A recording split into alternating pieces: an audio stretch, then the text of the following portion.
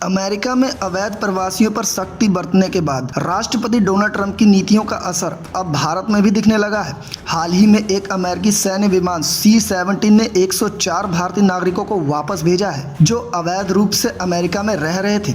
ये कार्रवाई अमेरिकी प्रशासन द्वारा ट्रंप की कार्यकारी आदेशों के तहत की गई है, जिसमें अवैध प्रवासियों को अमेरिका से निष्कासित करने का निर्देश दिया गया था। दरअसल 20 जनवरी को ट्रंप के राष्ट्रपति बनने के बाद उन्होंने इस आदेश पर हस्ताक्षर किए थे और अब तक इसे लागू भी किया जा चुका है। ये पहला मौका है जब अमेरिकी प्रशासन ने भारतीय नागरिकों को वापस भेजा है। 104 भारतीय नागरिकों में से अधिकांश पंजाब, हरियाणा, गुजरात, उत्तर प्रदेश, महाराष्ट्र और चंडीगढ़ से हैं।